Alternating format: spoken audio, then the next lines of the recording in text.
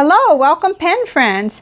If you follow my channel, you know that all during September I've been using this little booklet that Brian at the Pen Thing sent to me to review. So now I've had a month of using it. I'm ready to do a little review on it.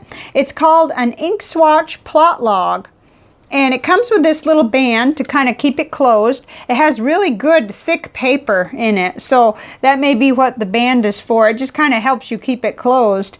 But at the end of the video, I'll link in the description box how you can get one of these if you're interested, and how you can contact Brian. So like I said, if you've been following my channel, you've probably seen a lot of this all month long, because it's my first experience with something quite like this.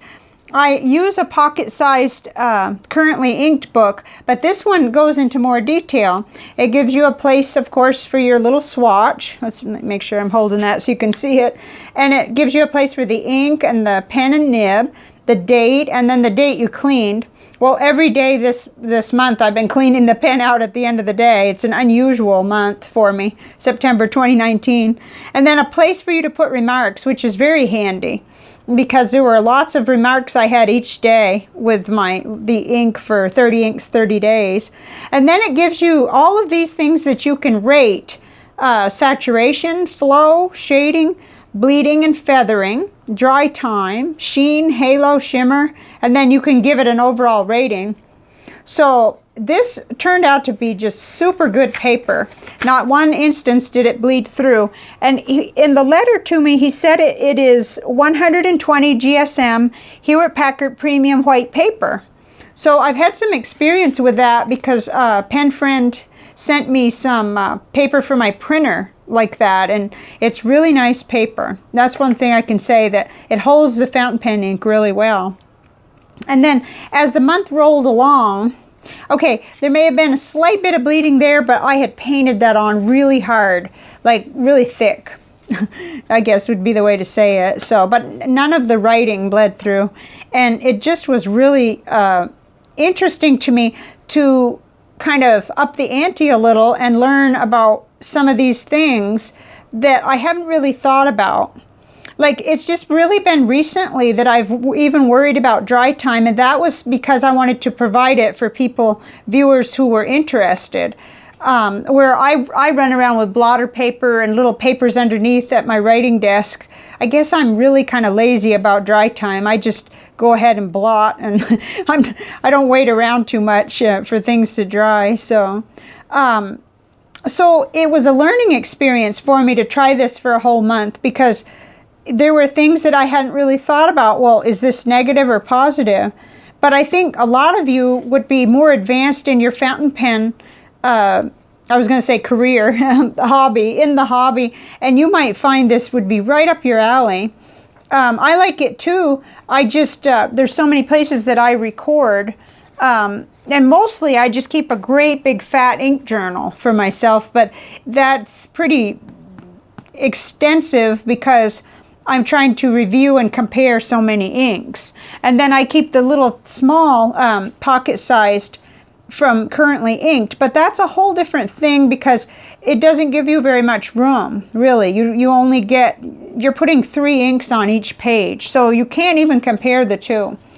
And that's really not what my purpose is. My purpose was just to show you that it held all the inks for all these days, and it's a really nice product. So, and you know, it's true, I got mine given to me and for the channel and for myself. So although I didn't purchase it, it was provided free for me, and I want you to know that. I tried to be objective anyway. I really can't think of anything I don't like about it, other than just the fact that some of these things aren't necessarily what I would want to record, but I think each one of us would have a very specific thing we wanted to keep track of. And this does give you a place for remarks. So if you're wanting, like me, I like to track availability and price, you know, it certainly gives you a place. You get quite a bit more room in this than you would in that little currently inked one, for sure. So that's pretty much what I wanted to show you. was just, you know, how well it went. Got one more day left, but I wanted to have this ready for you because this is day 29, so there's one more day. And in case you were interested, I actually didn't mean to hold off so long. Most of my regular viewers would have seen this all month, so you had a chance to know about it and everything. And then, like I said, I'll link to you where you can get one of these. The other thing I'm going to do, I noticed that Brian and Larry did a special video. So I think they went into more detail about what Brian offers and how I know he has a pop-up shop, but not all of us live in New Jersey, so I believe they may have covered how you can order from him, which is something that I'm interested in as well. And so I'm going to link you two videos. One will be Chris Rapp's 52's review of this booklet, because he has a whole lifetime of fountain pen usage, and I'm sure all of these things are more like automatic for him to rate and to understand fully, you know, what he's rating. So you could watch that, and also learn more about the pen thing by watching Larry's fountain pen channel. He had a really neat video where they were both on it. I think that was so cool. So thank you for your time, and I appreciate you watching, and I'll see you next time. Bye for now.